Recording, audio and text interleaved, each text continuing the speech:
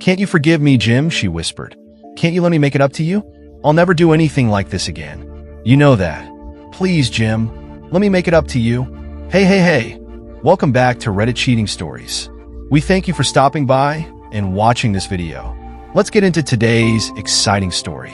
I was down in the basement, putting the finishing touches on the recreation room I had promised my 15-year-old daughter, Janet. The ceiling and walls were done, and I'd enclosed a small section under the stairs for extra storage. Now, I was laying down the indoor-outdoor carpet I'd picked up the night before. With my wife, Jamie, away visiting her mother in Cleveland, I had the house to myself. Janet, meanwhile, was staying the night at a friend's house. I had spoken to her friend's mother, who assured me that both she and her husband would be home. They were good people, friends of ours, and I trusted them completely. As I worked, my thoughts drifted back to Sunday night, the evening before Jamie left. She had been angry again, an emotion that had become all too familiar in recent years, and barely spoke about her upcoming trip. All she'd said was that she needed time for herself and would be gone for 2 weeks. Jamie hadn't worked since she was let go during a round of layoffs at the bank 2 years ago. Financially, we were secure. My income as a partner at Harris, Schwan & Wilson Attorneys was more than enough to sustain us, but the job loss had left a deeper mark on her than I initially realized. She decided to stay home, and I'd hoped the break would give her time to heal and maybe even mend the growing distance in our marriage. It hadn't. My name is Jim Schwan. I'm 50 years old and a founding partner of Harris, Schwan & Wilson Attorneys, a corporate law firm based in St. Louis. Joe Harris and I started the practice nearly 20 years ago, and Margaret Wilson joined us 5 years later. Over the years, the firm grew into a thriving business, largely due to our talented team of young lawyers, eager to prove themselves. These days, I rarely step into the courtroom myself. I mentor our associates and let them handle the heavy lifting while Margaret oversees client relations and runs the office with precision. It's a dynamic that works well, and everyone leaves the firm with a stellar addition to their resume. Jamie and I have been married for 19 years, a second marriage for both of us. We have a daughter, Janet, who is now 15. My first wife passed away in a car accident, and we didn't have children together. Jamie, on the other hand, had a son from her first marriage. He's 24, married, and has children of his own. He lives with his father, and while Jamie speaks to him occasionally, she's never visited him, at least not to my knowledge. It's a topic she rarely discusses, and I eventually stopped asking. Janet was born 16 years ago, the last child for both of us. Jamie's delivery complications required a hysterectomy, ending her ability to have more children. At the time, it didn't feel like a loss. Janet was enough, and we were content. But looking back, I wonder if those complications added to the stress that began to erode our relationship. Jamie's parents, Jan and Ruth, live in Cleveland. We used to visit them twice a year as a family.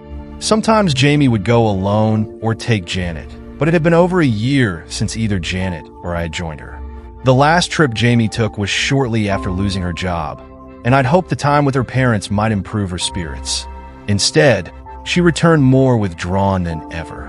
When she announced this most recent visit, I agreed readily. I thought the time apart might be good for us. I missed her within days, but it was clear she didn't feel the same.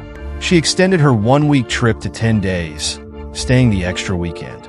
Over the years, my relationship with Jamie's parents shifted. I got along well with her father, and we stayed in touch through phone calls and emails. But over the past 2 years, even that faded, likely due to her mother's disapproval of me. Despite the strain, I never resented Jamie's time with them. This trip, however, followed a year of particularly tense relations between us. Since her last visit, she had grown increasingly critical and distant. Every day seemed to bring new demands, and her words were sharp when I didn't meet her expectations quickly. To my frustration, her trips to Cleveland didn't alleviate the tension. They only seemed to make it worse. Now, alone in the basement, I worked in the silence of an empty house, trying to piece together where things had gone so wrong.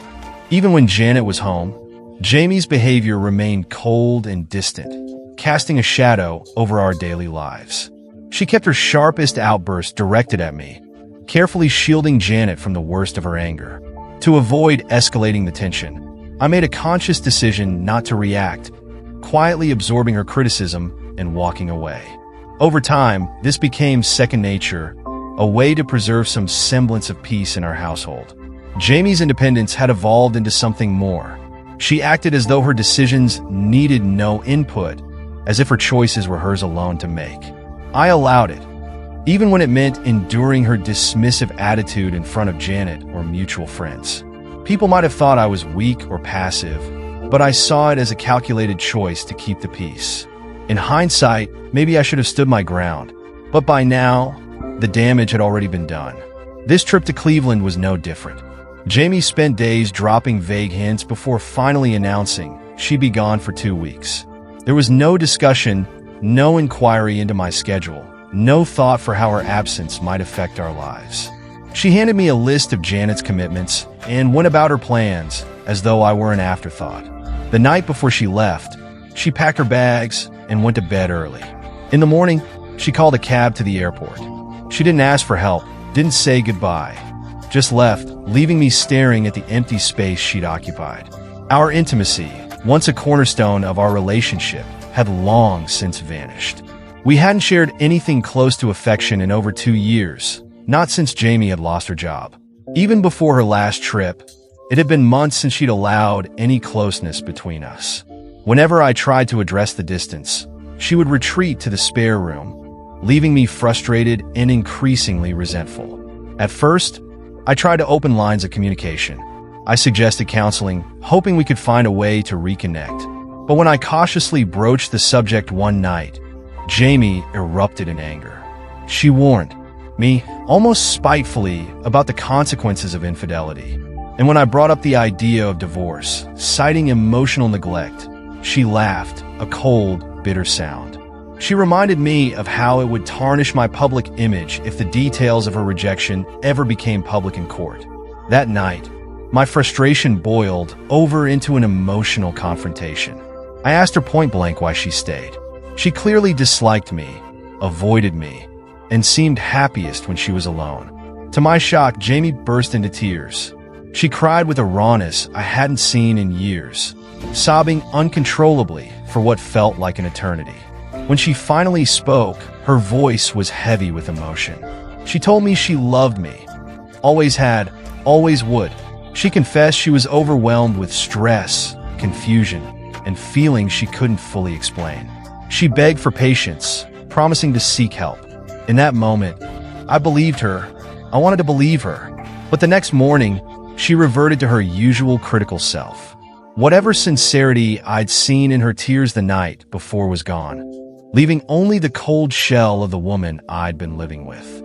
Now, with Jamie gone for the past day and a half, I found myself reflecting deeply on our marriage. Divorce, once an unthinkable option, felt increasingly like the only way forward. Janet, at 15, was old enough to understand and had often voiced her disapproval of how her mother treated me. For years, I'd held on for Janet's sake, believing stability would be best for her. But perhaps now, the best thing for both of us was to let go. At 50, I still believed there was life ahead of me, a life where I could find fulfillment and happiness. But the thought of divorce was a double-edged sword. I loved Jamie, even now, despite everything. And I knew the pain of a separation would cut deeper for me than it would for her. These thoughts consumed me as I worked, carrying boxes from the bedroom to the newly finished storage space under the stairs. Jamie had insisted I clear out the closet, and her absence gave me the perfect opportunity to do it without enduring her nagging. On my third trip down the stairs, disaster struck. My foot slipped on the edge of the step, and I dropped the 2 boxes I was carrying. Grabbing the railing, I steadied myself and watched helplessly as the boxes tumbled down the stairs. They split open on impact, scattering their contents across the freshly laid carpet. I stared at the mess, my mind swirling with frustration and the unresolved turmoil of the past 2 years. This moment, small as it was, felt like a reflection of my life, a cascade of events spiraling out of my control. And for the first time, I realized I was standing at a crossroads, with no clear path ahead. Fortunately, the boxes didn't contain anything fragile. No liquids, powders, or breakables, so nothing appeared to be damaged. I grabbed a couple of empty boxes and began sorting through the spilled contents. As I worked, something unusual caught my eye: a packet of letters, neatly tied together with a blue ribbon. I'd never seen them before. My curiosity was instantly piqued. Setting the bundle aside, I assumed they might be love notes from one of Janet's boyfriends. After reboxing the scattered items, I slid the filled boxes toward the storage area under the stairs.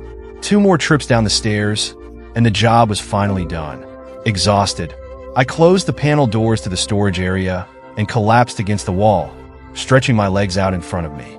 My breath was ragged from the exertion, but as it began to even out, my eyes drifted back to the stack of letters I had set aside. Unease prickled at the edges of my mind as I picked up the packet and untied the ribbon. The first letter immediately drew my attention. It was addressed to my darling Jamie. My heart clenched. A flood of anger and anxiety surged through me. I had never written those words to Jamie. Not before our marriage, not during it. My breathing, which had only just settled, quickened again, this time from the weight of the discovery. The letter was well worn, the creases deep, the edges tattered. It was clear Jamie had read it over and over. I unfolded it carefully, feeling its fragility, and began to read. My darling Jamie, I've been thinking about the last night we spent together. I can't get you out of my mind. You drove me crazy. That was almost more than I could bear. And when you stopped, I wanted to cry. The way you made love to me was blissful. I know I won't stop thinking of you as you leave me to return to your loveless marriage. Why won't you leave him and come to me for good? You know my story. I'm also in a loveless marriage, and I would divorce my wife in an instant if you said you would come to me. Please, my Jamie, reconsider. Tell me you're coming back to me. With all my love, Walter. The words hit me like a freight train. I sat there, stunned, for what felt like an eternity, trying to process what I had just read. My hands trembled as I scanned the letter again, hoping I had misread it. But the words didn't change. Jamie had been unfaithful. The author of the letter, Walter Matthews, had written to her with unmistakable passion and longing. A quick glance at the return address confirmed his identity. My desperation deepened as I searched for a date and found one. The letter had been written just 3 days after Jamie returned from her visit to her mother a year ago. Unable to stop myself, I opened another letter from the stack. This one was explicit, describing an intimate encounter in vivid, painful detail. Walter recounted an incident in his car, in the parking lot of a club, where Jamie had performed for him willingly, something she had long refused to do for me. The words sliced through me, sharper than I could have imagined. She had dismissed those kinds of moments with me outright, often mocking me for even suggesting them. Yet here she was, indulging someone else in the very way she had withheld from me. Was this passion for Walter genuine? Or was it simply a thrill, a way to experience something forbidden? I tore through the rest of the letters, scanning them in rapid succession. A pattern emerged, painting a devastating picture. All the letters stemmed from that same trip to Cleveland. Walter and Jamie had met during her visit, and it seemed she had extended her stay to spend the last weekend with him. Walter pleaded with her repeatedly, begging her to leave me and start a life with him. But knowing Jamie, I doubted she'd have entertained the idea unless she was confident he would actually divorce his wife. She wasn't one to risk the stability of her life without guarantees. Still, I couldn't help but wonder, did she truly love him? Or was this affair driven purely by the physical desire she had denied me for years? As the questions swirled in my mind, I sat frozen on the basement floor, staring at the damning letters in my hands. My world, already fragile, was now irreparably shattered. And for the first time, I truly realized how much I had been deceived. I let the last of the letters slip from my hands and sat there in stunned silence as the weight of Jamie's betrayal settled over me. The dates on the letters left no doubt. Her infidelity had taken place during her trip to visit her mother. I couldn't help but wonder how she had managed to keep these letters hidden for so long. Looking through the stack again, I noticed a larger envelope with her mother's return address. The realization hit me like a thunderclap. Her mother not only knew about the affair, but had likely helped Jamie conceal it. That realization didn't surprise me. If anything, it brought a disturbing clarity to years of strained interactions and unexplained absences. I carried the stack of letters upstairs and placed them on the dining table, my mind racing as I contemplated my next steps. Any lingering hope I clung to, the hope that Jamie might remember the love we once shared, was extinguished. The letters told a different story. They painted a picture of a woman who held no regard for me, who had betrayed not just our marriage but the trust we had built together. It was clear Jamie lacked the courage to leave me for Walter. Perhaps she doubted he would leave his wife, or perhaps she simply didn't want the hassle of starting over. Regardless of her reasoning, the conclusion was inescapable. My marriage was over. I sat for hours, weighing my options. I considered waiting until Jamie returned to confront her face to face, but my patience had worn thin. I couldn't endure another day of pretending this marriage was anything more than a facade. This had to end. The next day, I resolved to hire a private investigator. I needed to know the full truth before taking any irreversible steps. Until then, I began to plan my life without Jamie. There were two immediate tasks to handle. First, I had to ensure the letters were securely stored. As a lawyer, I understood their value as evidence of Jamie's infidelity. They were undeniable proof, and I couldn't risk losing them. At the same time, I needed to protect Janet.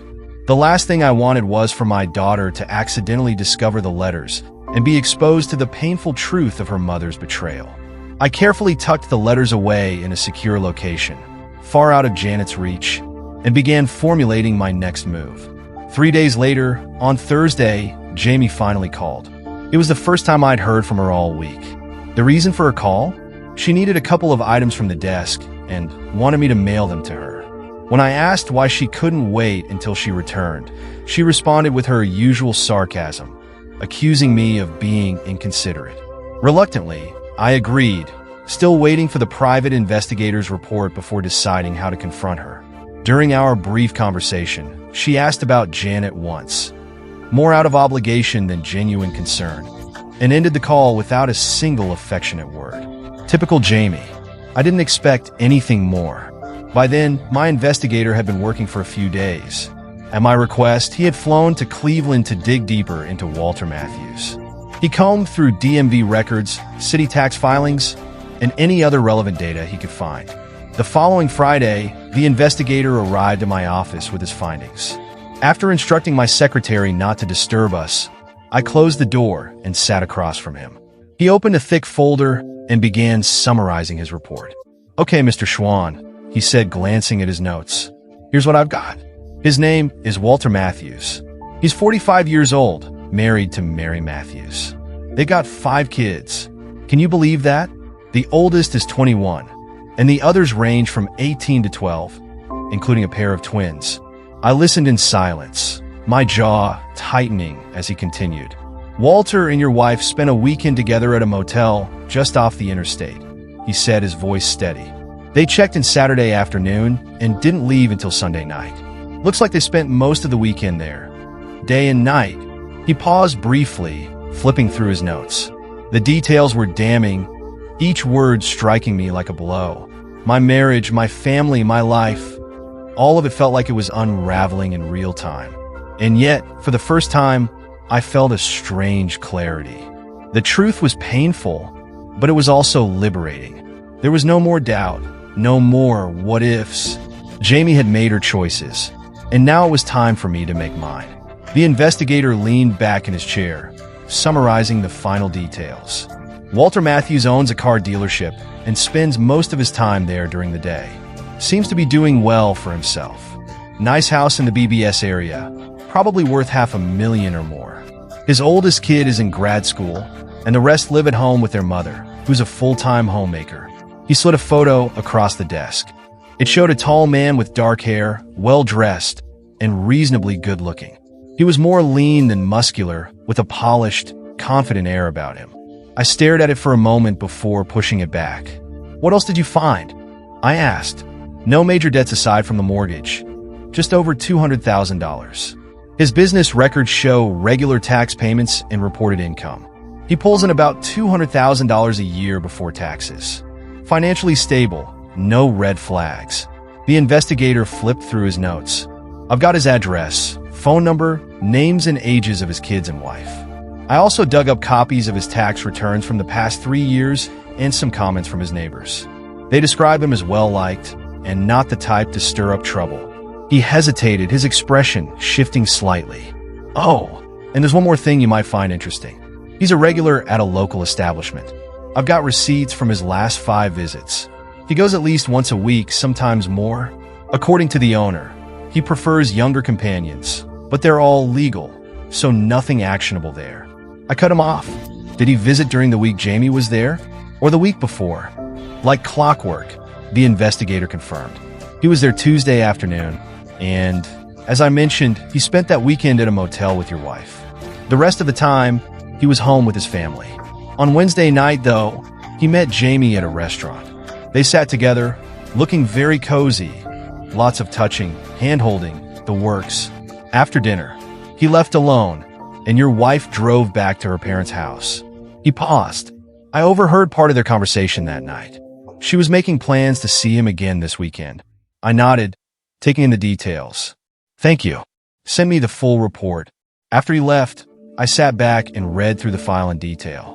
It painted a vivid picture of the man who had upended my life. Walter Matthews wasn't some desperate fool grasping at straws. He had a successful business, a stable family life, and a solid reputation in his community. And yet, despite all that, he had pursued my wife and contributed to the destruction of my marriage. Anger simmered just beneath the surface. Walter wasn't a man capable of caring for Janet. That much I was certain of. As for Jamie, soon to be my ex-wife, her place in my life was about to vanish. It was Friday, the day before Jamie was due to return. I sat at my desk, jotting down notes and finalizing plans for the confrontation ahead when the phone rang. Without thinking, I picked it up and answered curtly, yes. Her voice came through sharp and familiar. Hello, it's me. That's a stupid way to answer the phone. Where's Janet? I want to talk to her for a minute. I sat in silence for a moment, staring at the receiver in my hand. Was this the woman I had called my wife for nearly 2 decades? Her tone was abrupt, dismissive, laced with the same contempt I had tolerated for far too long. It wasn't just anger, it was arrogance. A disdain so deeply ingrained it dripped from every word she spoke. Something inside me shifted. This was it, the end, completely, undeniably, and irrevocably over. For the first time, I didn't feel any urge to argue, to reason, or even to retaliate. Despite my skills as a lawyer, trained to dismantle arguments and expose weaknesses, I had no interest in manipulating her or drawing this out. Instead, I felt a cold clarity. I wanted her to feel the depth of the betrayal she had inflicted on me. I wanted her to understand the weight of her actions and the irrevocable consequences they carried. And I was ready to make that happen. As I sat there, digesting the contents of the letters and reviewing the investigator's findings, a deep sense of anger and contempt began to well up within me. Then, the phone rang again. I didn't need to check the caller ID, Jamie. I let it ring for a few moments, 5, 6, before finally answering with a sharp, yes. The voice on the other end crackled with fury. What the hell do you think you're doing? Hanging up on me? How dare you? Good, I thought. At least she was feeling something, even if it was just anger. Without another word, I slammed the phone down, this time harder, letting it echo through the room. I chuckled to myself, feeling a twisted satisfaction as I waited for the next ring. But it didn't come immediately. The silence was oddly comforting, a break from the constant tension. Almost an hour passed before the phone rang again, and when I saw Jamie's name flash across the screen, curiosity nudged me to pick it up. I let it ring 5 times before answering, not bothering to hide my indifference. Yes. Jim, it's Jamie. Are you feeling better now? You seemed to be in a bad mood when I called earlier, she said, her voice casual, almost too casual. I wasn't in a bad mood earlier, Jamie, I replied, my tone cold and deliberate. I just didn't want to talk to you while you were making demands. Your constant lack of respect is what makes me angry. That's all. There was a pause, and then she spoke again, her voice softer. I'm sorry you got that impression. I didn't mean to disrespect you. I was just in a hurry, and wanted to talk to Janet. I'm sorry if you thought I was making demands. I didn't respond right away. Her apology seemed hollow, insincere, but I pressed forward. Fine, I said, not softening my tone. What do you want, Jamie? Why are you calling? I told you Janet isn't here. What part of that didn't you understand? Calm down, she snapped, irritation creeping into her voice. I'm not angry now that you're being respectful. What do you mean, respectful? I asked, unable to hide the edge in my voice. You're my wife. You wanted to talk to me. So here we are. Don't pretend like you care now. Where was that respect when you were at home? She seemed to shift tactics. Why wouldn't I call you while I'm away? Don't you miss me at all? I couldn't stop the smirk that crossed my face. Actually, Jamie, it's been pretty peaceful here since you've been gone. No yelling, no demands, no disrespect. Janet is happy and spending lots of time with her friends. I'm doing what I like without anyone criticizing me. And when I go to bed, I get the whole bed to myself. It's not like I'm missing anything from you. Not for a couple of years now. The silence on the line was thick. Then came her voice, softer this time. Are you still there, Jamie? Or are you done? I'm here, she said quietly. I guess I'm just surprised at the way you're talking to me. Have you been drinking? You sound strange. Not a drop, I said calmly. Not even a beer. Just some coffee and a few crackers. Gotta watch the weight, you know. She hesitated before speaking again. Well, if I didn't know better, I'd think you were happy I'm gone. I was hoping you'd want me to hurry home. But maybe I'll stay a while longer since you don't seem to miss me. Her words were thick with sarcasm. But this time, I wasn't going to let her bait me. Would you like that, Jamie? I asked flatly, leaning back in my chair, letting the words hang in the air. Why don't you and good old Walter take a few extra days like last time? You must have missed your company, right? So rather than rushing back to your loveless marriage, why not make him happy a bit longer? Before she could respond, I slammed the phone down again, this time yanking the cord from the wall. I heard the other phones in the house ringing, the bedroom phone, the one in the den, but they were too far away to bother me. I grabbed my cell phone from my jacket pocket and powered it off. The silence that followed was the most blissful peace I had felt in a long time. It felt like a weight had been lifted. I leaned back in my chair, reflecting on the conversation. The only genuine thing Jamie had said was her sarcastic suggestion for me to enjoy myself. It was a line dripping with malice, but oddly enough, it felt like the best suggestion she had made in years. That's exactly what I was going to do. I went upstairs, shaved, put on some aftershave, and stood in front of the mirror. For the first time in what felt like ages, I looked at myself.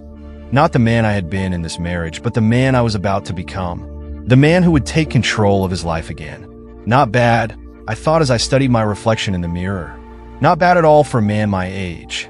Despite the years, I'd managed to stay in decent shape, thanks to regular workouts at the club, sometimes during business hours, a little indulgence I allowed myself. My hair, now almost completely white, was still full and neatly combed, a little longer than most men my age would bother with. There was a slight bulge around my stomach, but it was nothing a good belt couldn't handle. All in all, I was holding up just fine. Satisfied, I walked back downstairs and checked the voicemail.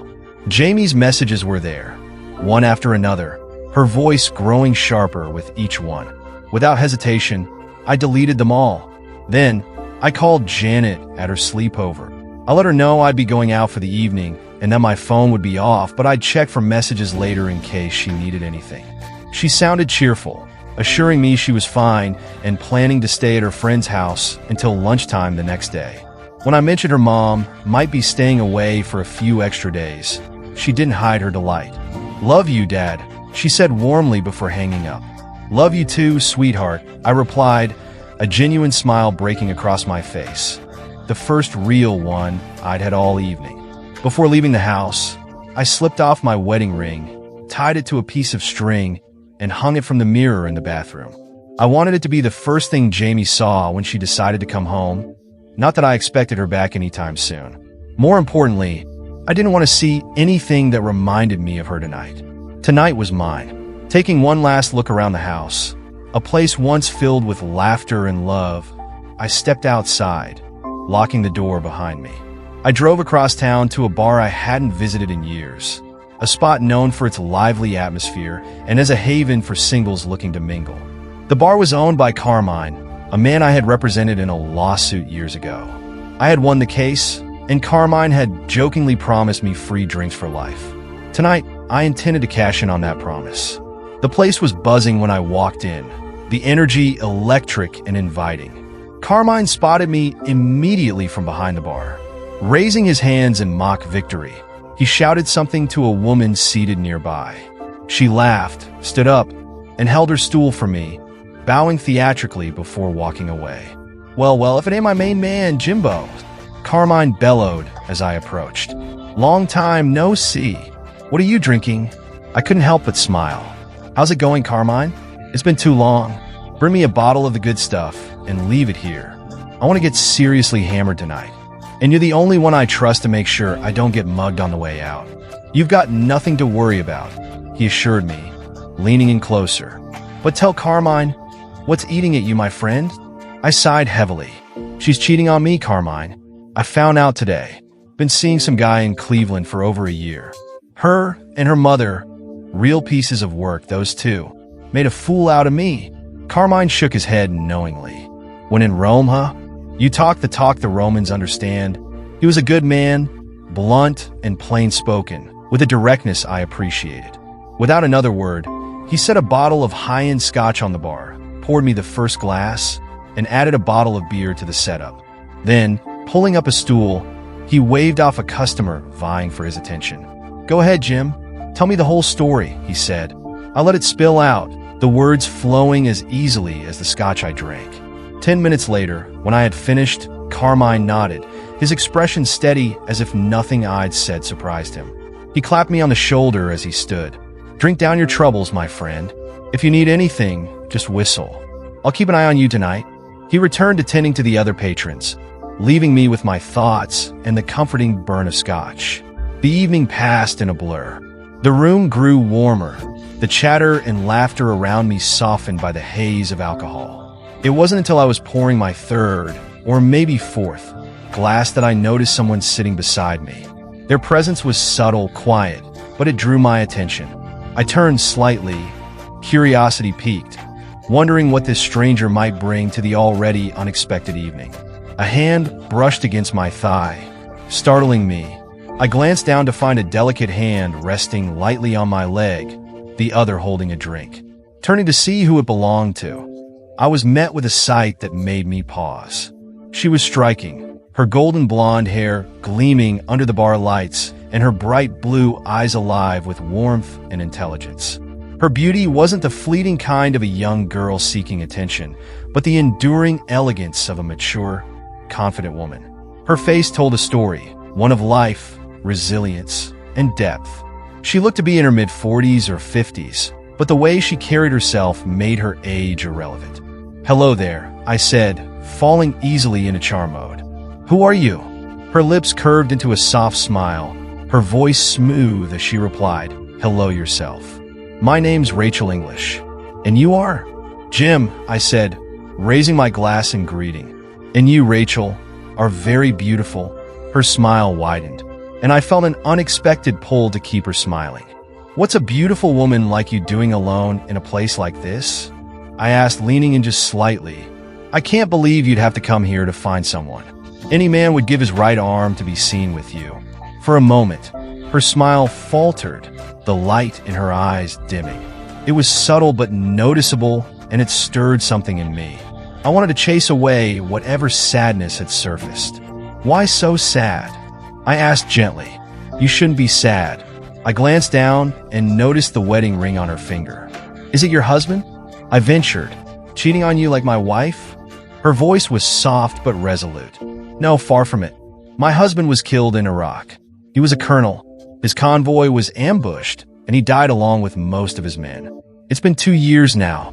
She bowed her head briefly, then looked back at me, her eyes clear and steady. "They say time heals all wounds," she said with a bittersweet smile. "I hope they're right. I hope so too," I said, meaning it. We talked for hours, trading stories and learning about each other. Rachel's presence was soothing, her warmth an antidote to the cold anger I'd felt earlier that night. By the time the night wound down, we left the bar together. I was too drunk to drive, but Rachel offered to take me home or to her place. I chose the latter, the alcohol making me bold. But the night didn't unfold as some might imagine. Somewhere between her helping me out of my pants and me collapsing on her bed, I passed out. The last thing I remembered was her voice, soft and amused, as she tugged my shoes off. When I woke the next morning, the room was unfamiliar, the bed too soft, and the light streaming through the curtains brighter than I expected. For a moment, I was disoriented. Then the events of the previous night came rushing back.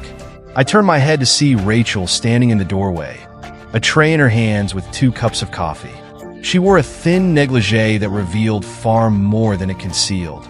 And suddenly, coffee was the last thing on my mind. She set the tray down on the bedside table and smiled at me. I reached for her, and she came willingly. Our kiss was slow, unhurried, and surprisingly natural, as if we'd done it 100 times before. Her lips were soft, warm, and inviting, and for a moment, the world faded away. When we pulled back, there was a shared awkwardness between us, but it was tempered by her radiant grin. "Well," she said, almost laughing, "wasn't that something special? I feel like I'm back in high school." "Yes," I agreed, smiling back. "It certainly was. Good to know I'm not the only one swept away so easily." I couldn't stop admiring her. She was captivating in a way that made me forget, even if briefly, about the mess of my life.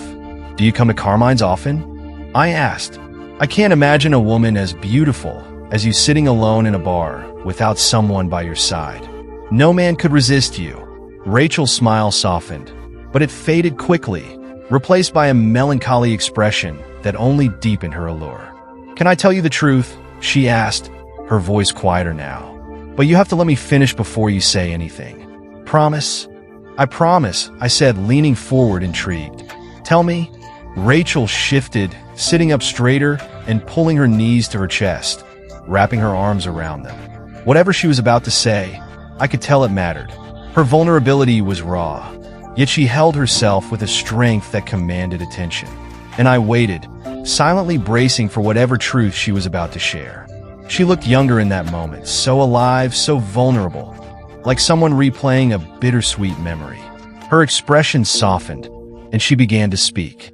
"Carmine called me at home," she said, her voice calm but tinged with emotion. "He's my brother. He told me to come by the bar to meet a really nice man. Said you were in trouble and thought I might be able to help." Her honesty caught me off guard, and I found myself leaning forward, drawn in by her sincerity. "When I got there, you were already pretty far gone," she continued, her voice steady yet warm. "But the more we talked, the more I liked you. And then I began to feel something again, something I hadn't felt since my husband died." Her blue eyes locked onto mine, searching for a reaction. I stayed silent, letting her finish. "That's why I invited you to my bed," she said, her voice quieter now. "I wanted someone to share an intimate connection with for the first time in a long time. And you were that someone. Last night was everything I hoped it would be." Her words hung in the air, raw and unguarded. I could see the truth in her eyes. This hadn't been about pity or obligation. It was genuine. She had needed someone, and so had I. In a strange way, we had filled a void for each other. I reached for her hand, giving it a gentle squeeze. "Thank you, Rachel," I said, my voice thick with emotion. "For being honest. For being there. It means more than you know." We sat there, talking, sharing bits of ourselves that felt safe to offer. The more I learned about her, the more I wanted to know. She was kind, intelligent, and full of a quiet strength that drew me in. Before I left, we made plans to stay in touch. She understood my situation and knew it would occupy much of my time, but she offered her support without hesitation. "Call me anytime," she said with a smile, "even if it's just to talk or share some company." I laughed softly, but accepted her offer with complete seriousness. Rachel drove me back to Carmine's bar to retrieve my car. The place was nearly deserted, the energy of the previous night replaced by an early morning stillness. I thanked her again before we parted, watching as she drove away.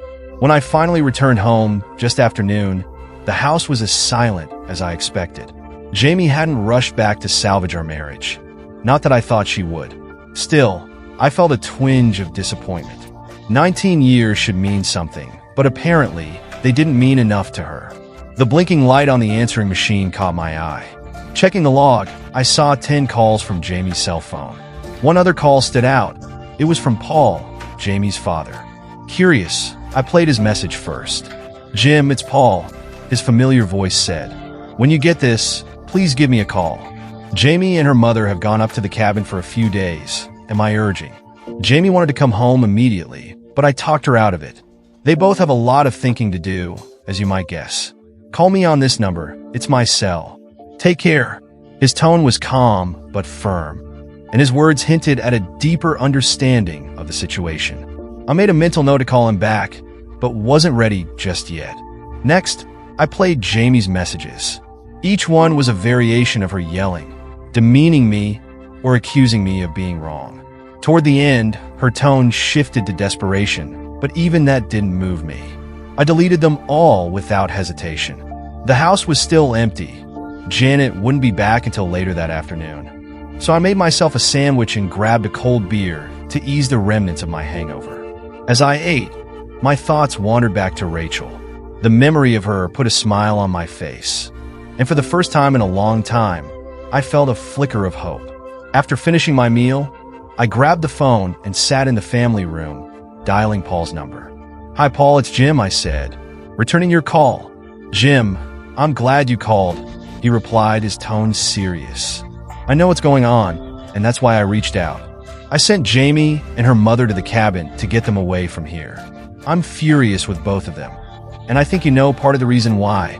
I leaned back in my chair, letting his words sink in. This was shaping up to be a conversation that would change everything. "Well, all I know is that Jamie has been having an affair with a man named Walter Matthews," I said, my voice steady but laced with frustration. "It started during her last visit, or maybe even earlier.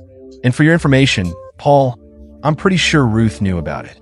She's the one who sent Walter's love letters to Jamie here. That's the extent of what I know." Paul sighed heavily on the other end of the line. "Yes, that's the bulk of it," he admitted. "I found out by overhearing a conversation between Jamie and her mother. Jamie admitted she was going to spend a weekend with him. That's why she called to say she was staying an extra couple of days. I was furious when I confronted her, but all she did was cry." He paused, his voice wavering. "She hasn't stopped crying since your phone call last night. She's been trying to reach you, but her mother's making everything worse. Ruth has been telling Jamie she doesn't deserve you and that she was smart to find someone else. That kind of toxic nonsense, it's relentless."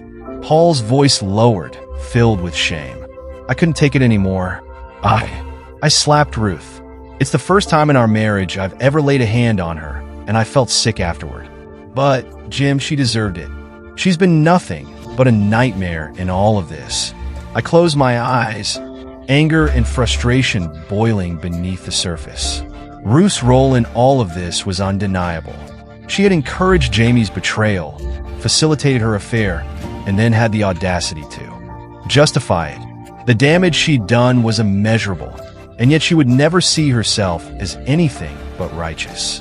"I'm planning to drive up to the cabin tonight to confront them both," Paul continued.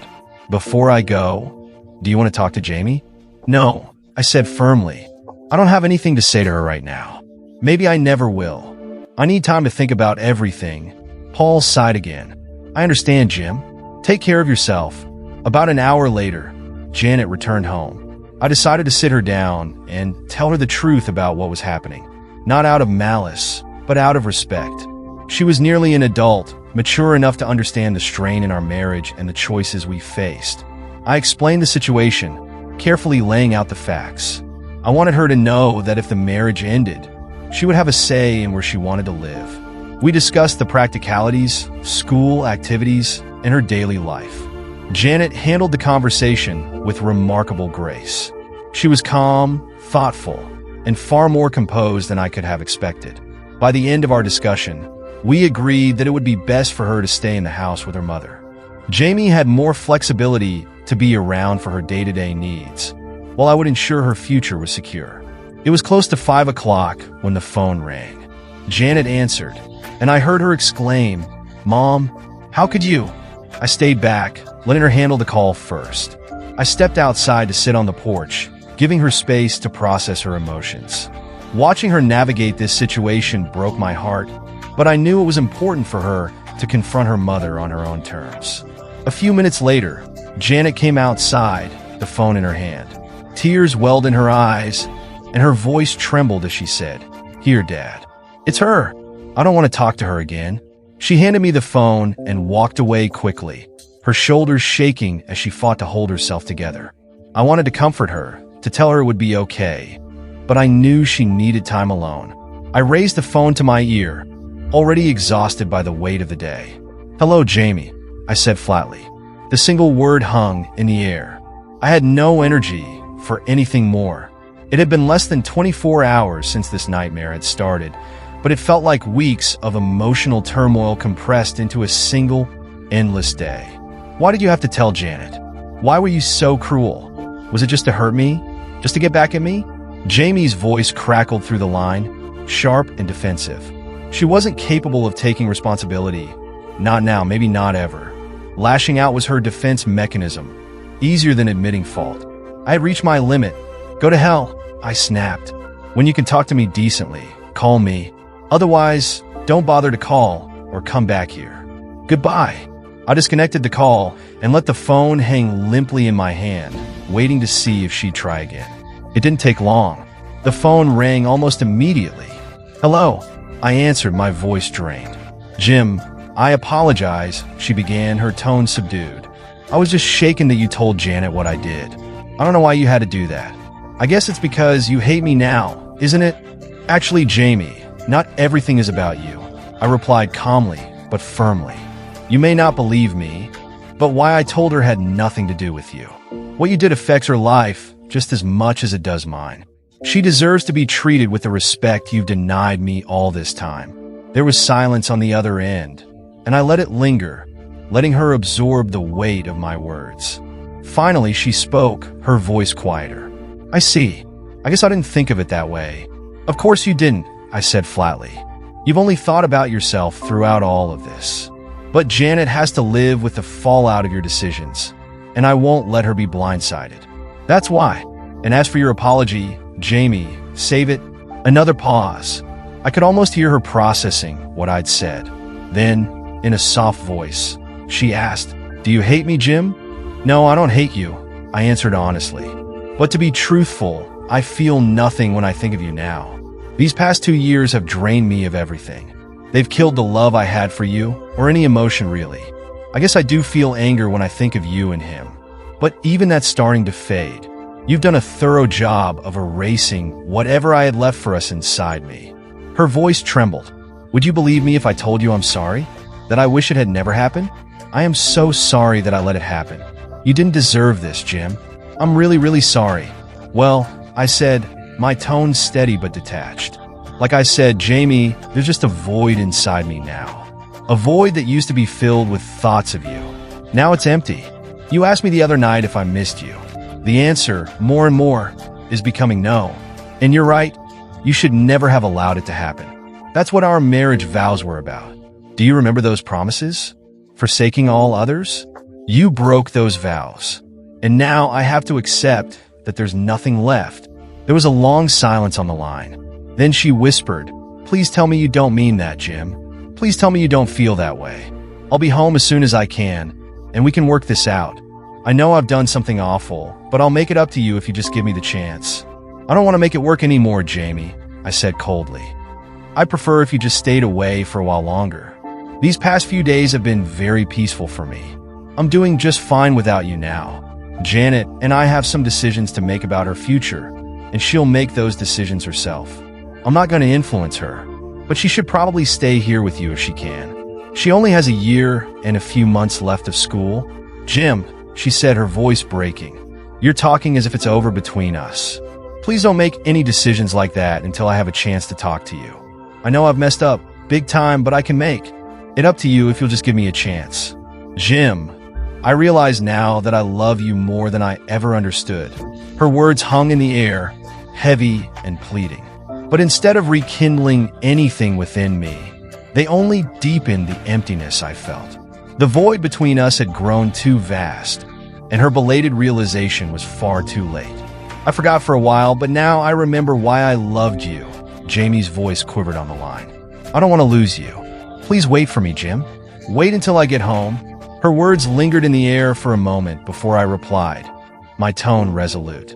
I have no interest in your love, Jamie. Your love means nothing to me anymore. I would rather stay away from it for the rest of my life. As far as I'm concerned, this marriage is over. And like I said, don't bother coming home right away. Before she could respond, I hung up the phone. Tears stung my eyes as I heard her begin to plead, but I refused to listen. That love, once the foundation of my life, was gone, demolished by her actions. It was dying a quick death, but the pain of separation lingered like a wound that refused to close. The phone rang almost immediately after I hung up. Jamie again.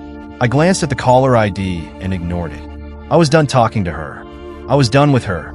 Each passing moment brought more clarity, making the depth of her betrayal and the end of our relationship painfully obvious. It was nearly noon the following Wednesday when my secretary, Susie, rang to inform me that Jamie was on the line. I thought I told you not to accept calls from her, I said, my annoyance evident. It was forwarded by Margaret Wilson, Susie explained hesitantly. Of course, Margaret. I had almost forgotten about Jamie's friendship with her. Margaret, who had been married and divorced 4 times, was hardly someone I wanted involved in this mess. I had always wondered why Jamie and Margaret got along so well. Now, it was painfully clear they were 2 of a kind. Fine, I sighed. Not your fault, Susie. Put her through. I pressed the button for line 1. Yes? What is it? And this had better be good, Margaret, I said curtly. Margaret's voice came through, unapologetic as always. Oh, Jim, I had no idea there were problems, but what the hell are you doing? You won't even talk to your wife. She's on the line. When I hang up, talk to her, she disconnected abruptly, and Jamie's voice filled the line. Hello, Jamie, I said evenly. What can I do for you? You can come home and talk to me, she replied quickly, her desperation palpable. I'm at home, Jim. So please, can we talk? Whose home is that, Jamie? I asked coldly. Walter Matthews' home? Because it's certainly not our home anymore. You've destroyed that one, haven't you?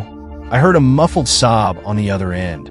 Jamie had decided to lean into begging. Jim, please come home and talk to me. I owe you an explanation, and I promise to give it to you without any lies or excuses. Please, Jim, come home. What do you really want, Jamie? I shot back.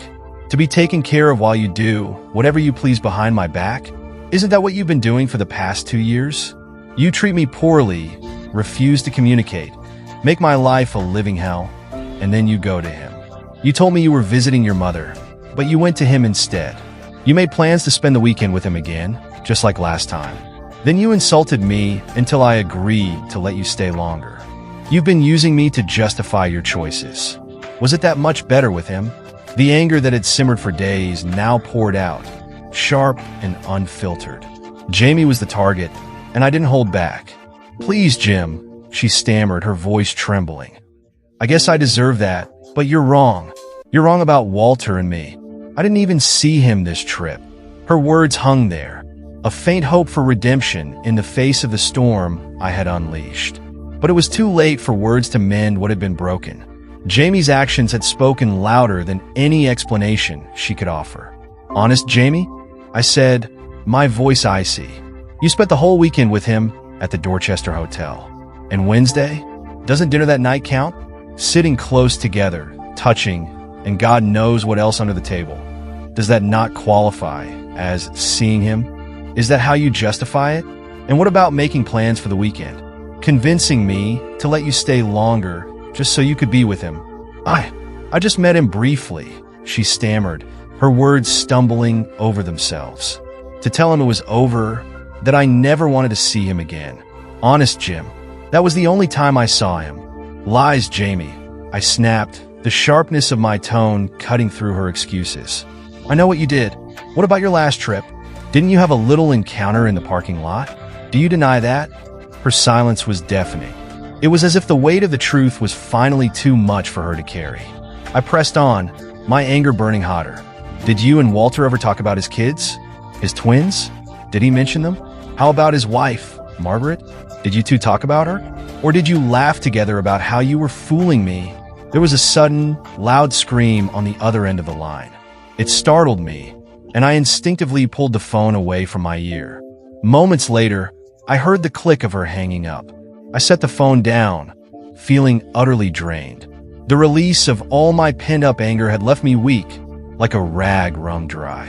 I was left with two choices: go home and listen to Jamie attempt to justify the unjustifiable, or start making plans to end this charade of a marriage while my anger was still fresh. I chose the latter. I called 2 trusted associates from my firm and briefed them on the situation. Once I began treating this as a legal case, it became manageable. The fact that my name was on the file was the only unusual aspect. They got straight to work, their professionalism exactly what I needed. The first step was filing an alienation of affections lawsuit in Ohio against Walter Matthews. It was a rarely used legal charge, but it was legitimate, and I intended to see it through. Winning wasn't the point. What I wanted was to drag him into court, forcing him to answer for his actions in front of his wife and children. She deserved to know who her husband truly was. I handed over the stack of love letters and instructed one associate to prepare a motion for handwriting analysis to confirm their authenticity. He smirked grimly as he read the top letter, tucked them into his briefcase, and prepared to fly to Cleveland the next day to file the motion. Meanwhile, my other associate and I outlined steps to protect my assets. We closed accounts, transferred funds, and planned an outside audit of my holdings. By repositioning certain assets beforehand, we ensured minimal loss. By the end of the day, things were in motion. As I walked down the hall toward my car, I realized how much my anger was fueling me. Love, when it turns to hate, has no limits in the pain it can inflict. When I walked into the house that evening, I found Jamie sitting on the couch in the family room with Janet. Janet's eyes were red and swollen from crying, and Jamie didn't look much better. Both turned to face me as I entered. Janet jumped up and ran to me, throwing her arms around me. She whispered into my ear, "Good luck, Dad. Whatever happens, I love you." Her words hit me harder than I expected. I hugged her back tightly, whispering, "I love you too, sweetheart." As I looked over her shoulder at Jamie, I felt nothing but a hollow emptiness. She had created this chaos, and now we all had to live in the wreckage. I held Janet close, kissed her gently on the forehead, and watched her walk away. Her posture was proud, her head held high, but her steps betrayed the pain she was feeling.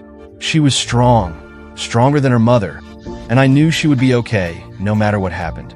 Turning back, I saw Jamie still sitting on the couch. Her face was pale, streaked with tears, and her eyes were searching mine for something. For what? I didn't know. But I had nothing left to give her. It was time to begin the process of separating myself from her, emotionally and otherwise.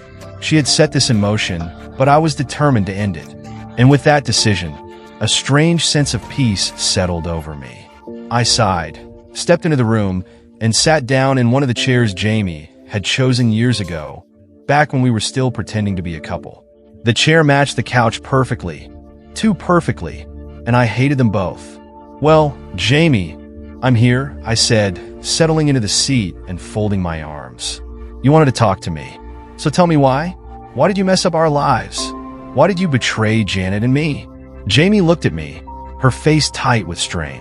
"I don't know," she whispered, her voice trembling. "I know that's not an answer, but it's the truth. I don't know why I did it." She took a shaky breath and continued, her words seeming rehearsed but unsure. "The first time I went home, I just needed to get away from everything. That's all I wanted, to escape for a while. No plans, no intentions of anything else." I stayed silent, letting her speak. If she had prepared justifications, I wanted to hear every one of them. "For that first week, that's all I did," Jamie continued, her voice steadier now. "I stayed with my mother, tried to clear my head. Then Mom introduced me to this man. She said he was a friend from church, someone going through a bad marriage. She asked if I'd talk to him, maybe give him some encouragement. I stared at her, disbelief coursing through me, but I kept quiet, curiosity keeping me rooted in my seat. "We went to dinner that Friday," Jamie said, her voice quieter. The night before I was supposed to fly home. He was charming. So charming. He complimented me, touched my hand when he spoke, and even reached over to push a lock of hair off my face. He made me feel. She hesitated, then continued, her eyes glancing toward me nervously. He made me feel something I hadn't felt in a long time. Not even with you. Her words hit me like a blow, but I stayed silent, my anger burning beneath the surface. She took a deep breath before continuing. I know now it was wrong, so very wrong, but by the end of that evening, I wanted him. Badly. You know, we hadn't been intimate for months before I left, Jim. I thought I'd lost that part of myself. But that night with him, it came back. Her voice faltered as tears began to form in her eyes. She pressed on. He saw it, and he drove me to a motel. We spent the night together. Her words were knives cutting deep. The pain of her betrayal seared through me. But I remained frozen, my expression controlled even as my insides churned. The next day, she continued, her voice trembling. I called you and told you I was staying a couple of extra days. I spent them with Walter at that motel. The anger inside me reached a boiling point, but I stayed seated, refusing to give her the satisfaction of a reaction. My restraint felt like armor against the storm of emotions threatening to overtake me. Jamie's voice cracked as she continued. When I came home, I never told you about Walter. I didn't call him or write to him after that. I tried to forget what I'd done, but I couldn't come to you either. I was afraid you'd somehow know. She looked at me then, her eyes pleading. You may not believe me, Jim, but I love you. I do. And I'm so ashamed of what I've done. So ashamed that sometimes I think I might just die. Her tears fell freely now, and her voice broke completely. She sat there, unraveling in front of me, but all I felt was a cold, detached emptiness. Whatever love I had for Jamie had been shattered long before this conversation. Now it was simply time to make it official. Her head hung low, and her voice trembled with emotion. I could see her shame, but it wasn't enough. The truth she was trying to feed me was impossible to believe. I didn't believe her love for me, her reasons for betraying me, or her remorse for her actions. None of it rang true. Well, I said coldly, breaking the silence. That's quite a story, Jamie, but I don't believe a word of it. She looked up at me, confused. What? Jim, I'm telling you the truth. No, you're not, I snapped, my voice sharp and filled with anger. And I'll tell you why. First, you shut me out long before you even left for your mother's. You were already treating me like garbage then. She opened her mouth to protest, but I didn't let her get a word in. I was done being calm, done holding back. The rage I'd suppressed for so long was flooding out of me, unstoppable. Second, I know what you did with him, Jamie.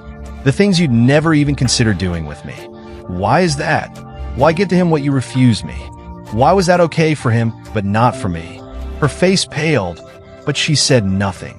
I pressed on, fury clouding my judgment. You were going to do it again, weren't you? This time, I had you investigated. I know about that first weekend of your trip. I know you met him, spent time with him, and I know about Wednesday night. I took a breath, my chest heaving as the anger boiled inside me. My fists clenched so tightly that my knuckles turned white. You made plans to spend the weekend with him again, and you tried to convince me to let you stay longer. Why? So you could be with him? You've denied me your body and your heart for almost 2 years. You denied me intimacy, affection, and love, and then you gave it to him. You did things with him that you refused to do with me. Why? Why was that okay with you? I could see her eyes welling up with tears, but it didn't move me. You gave him parts of yourself that you told me were too much to ask for. You betrayed me, not just with your infidelity, but with the way you stripped me of my rights as your husband and handed them to someone else. You've betrayed me in every sense of the word, Jamie. Her tears flowed freely now, but I was beyond sympathy. I continued, my voice as cold as I could manage. And your mother, I said, my voice full of disdain. She's part of this too. I know she never liked me, but what I can't understand is why she had it out for his wife and children. She must have known Margaret might find out and that Walter's marriage would be destroyed. But she didn't care. She never cared about our marriage, and she didn't care about his. She hated me and led you down this path of betrayal, and you followed without hesitation. It was too easy for you, Jamie. Too damn easy. I took a deep breath to steady myself. My voice had grown calmer, but the finality was there, clear in every word. That's why I know it's over. It shouldn't have been this easy for you to betray me, but it was. And do you know what convinced me there's no love left in this marriage? You realized it first, Jamie. I had to find out the hard way. Before she could respond, she jumped up, rushing towards me. Her arms stretched out, trying to embrace me, but I slapped her arms away, stepping back. "Stay away from me," I said firmly. "I want nothing to do with you. Just leave me alone." "Jim, please," she begged, her voice shaking with desperation. "You can't mean that." "I do mean it," I replied, my voice as cold as ice. "Stay away from me. I love you, Jim, and I won't give you up." I glared at her, the anger in my eyes palpable. "I'll walk away from you if you try to touch me again. Giving up on this marriage is no longer your choice, Jamie. You threw that choice away the moment you went to that motel with Walter Matthews. You sealed it when you stayed with him that weekend and planned to do it again. There is no longer any love in my heart for you. You killed it with your betrayal." Jamie collapsed to the floor, her hands clutching her head as my words cut through her like a final, unforgiving blow. I watched her sitting there broken, no longer my wife in any meaningful way. Jamie Parker was still physically present, but the woman who had been my partner, my confidant, was gone.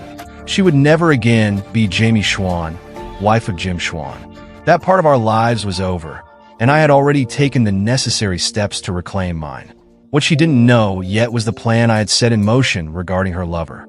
My intentions had been to leave the house before this conversation, but things had become a bit more urgent than anticipated. "I'll sleep in the spare room until I move out," I told her flatly. "You'd better stay away from me. Don't talk to me. Janet knows everything, and she understands." Jamie didn't respond, her face hidden in her hands, her body trembling with silent sobs. I turned away, heading upstairs to move my things into the spare room. I'd pack the rest of my belongings later, but for now, I only needed a few essentials. When I entered the bathroom to grab my toiletries, I saw the wedding ring hanging on the mirror, just where I had left it. I stared at it for a long moment before turning away and leaving it there. A few days later, I was sitting in the den, working through some papers to ensure everything was ready for the legal proceedings. I wanted this process to move quickly and without complications. As I concentrated on my work, the phone rang. I wasn't sure if Jamie was home, so I answered. To my surprise, it seemed I had picked up at the exact moment she did, as I heard her subdued, quiet voice say, "Hello." But it wasn't Jamie who surprised me next, it was Walter Matthews. I quickly covered the mouthpiece, listening. "Jamie, it's me, Walter. What's going on?"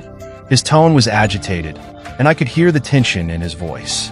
"Walter, I told you never to call me here," Jamie hissed. "I told you I never wanted to see you or talk to you again. Did you know your husband has filed a lawsuit against me for alienation of affections?" Walter snapped. He filed it in Cleveland. He had me served at home in front of my wife and kids. He's suing me for $1 million. Jamie gasped audibly. "He's what? Oh my God." I knew he found out. She continued, a laugh escaping her despite herself. "But I didn't know he'd go this far." Her voice turned venomous. "I'm sorry, Walter, but it's out of my hands. Guess you'll have to tell your wife now, won't you? Guess your broken marriage is really going to fall apart now, you deceitful bastard. After all the lies you told me about your broken marriage, your hated wife, your pending divorce, you deserve this." She slammed the phone down, her words still hanging in the air as I listened to Walter's frustrated yells, until the line went dead. I placed the receiver back into its cradle, shaking my head. From what I had overheard, it seemed that Walter and Ruth had concocted some plan and sold Jamie a bill of goods. She had been naive enough to fall for it. Hook, line, and sinker. Too bad for her. She had been far too eager to be led astray. First by her mother, and then by her lover. Too willing to turn her back on me and our marriage. It had been far too easy for her. Just then, Jamie walked into the room. She looked at me, her face pale, drawn, her expression a mixture of sadness and quiet resentment. "You had this all planned out, didn't you?" she said bitterly.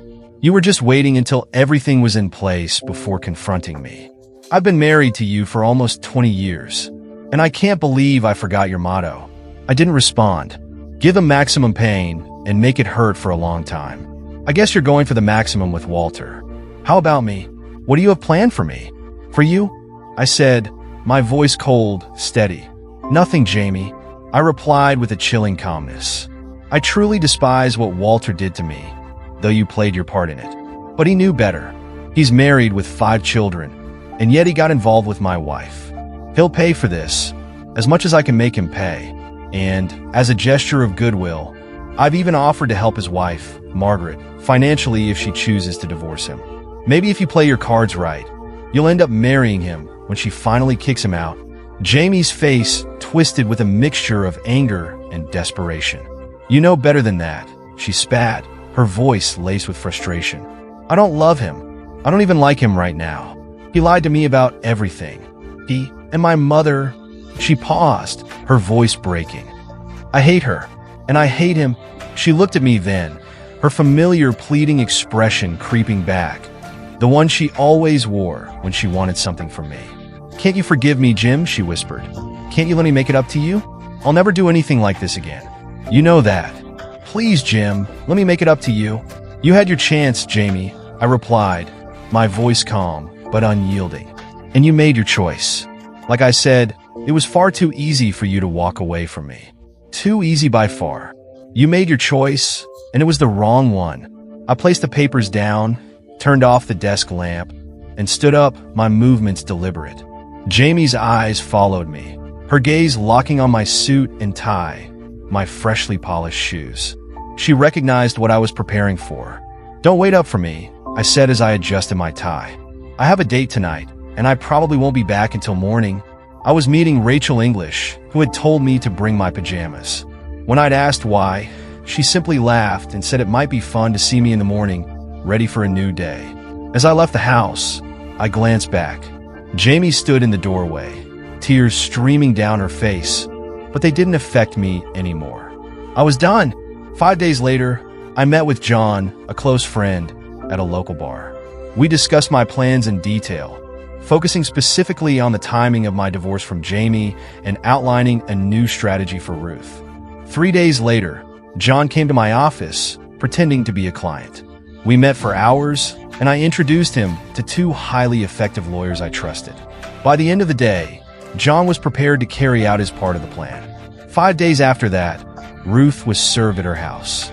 Shocked and furious, she charged at John in front of the process server, prompting an immediate 911 call. Within minutes, Ruth was in handcuffs and seated in the back of a police car. I assisted John in securing a restraining order to keep Ruth away from him for the next 3 weeks, allowing him the time he needed to clean out his house. We arranged for all of John's belongings to be transferred into a trust fund for my daughter, Janet, ensuring it was legally protected. Since John had owned the house before his marriage to Ruth, it wasn't considered part of their marital assets. His financial holdings were also moved into secure accounts, leaving Ruth with little to claim. John didn't even have to go to court. A judge, a family friend, ensured that the divorce was swift and fair, with each party receiving 50% of what they legally owned. Ruth ended up with a paltry settlement of $10,000. By the time the process was complete, John was already in Thailand, enjoying his fresh start. The entire ordeal was wrapped up in 3 months, and Ruth now resides in a community retirement home, far removed from her previous life. As for my own divorce, it was a much longer, more drawn-out affair. There were even attempts at marriage counseling, but thankfully, the counselor, a trusted friend of mine, documented the irreparable damage in the relationship and submitted a detailed report to the judge. Having good connections certainly smoothed the process. After a year, my divorce was finalized. The court granted me full custody of Janet, and I was allowed to retain the house. Janet's preference was taken into account, and she chose to stay with me. Her relationship with Jamie deteriorated, and each time Jamie came to visit, Janet would keep her distance, excusing herself whenever Jamie tried to reconnect. It was clear Jamie was no longer welcome in her life. In the years following the divorce, Jamie aged noticeably. The toll of her choices, coupled with ongoing health issues, was apparent. Meanwhile, I found a sense of peace as I began preparing to marry Rachel. Janet and Rachel grew closer during the wedding preparations, and their bond brought me a tranquility I had never anticipated. John, my close friend, was thriving in Thailand. He regularly called to update me on his new adventures and friends. His fresh start seemed to have been just what he needed. Walter, on the other hand, was facing severe financial difficulties after his divorce. His ex-wife successfully argued that raising their 5 children placed a financial burden on her, and the court sided with her. The judge awarded her most of Walter's assets, including his investments and his house. Now Walter is living on a significantly reduced income. I even extended an offer to cover his ex-wife's legal fees, ensuring she had the financial means to pursue her case thoroughly. As for Ruth, she remains in the community retirement home. According to Janet, she spends her days resenting me and blaming me for the outcomes of her decisions. I suppose, in the end, karma has a way of working itself out. In the end, this story serves as a stark reminder of how choices shape lives and how betrayal, whether intentional or not, leaves lasting consequences. Relationships are fragile, and trust, once broken, is incredibly difficult to rebuild. While some move on, finding peace and new beginnings, others are left to deal with the aftermath of their actions. For those who have experienced the heartbreak of infidelity, it's important to remember that healing takes time, and sometimes the best way forward is to embrace a new chapter of your life. It may not always be easy, but there is always hope for those who choose to rebuild and grow stronger from their experiences. Thank you for listening to this story. If you have your own experiences or thoughts to share, feel free to join the conversation here on Reddit Cheating Stories. We all have our journeys, and sometimes sharing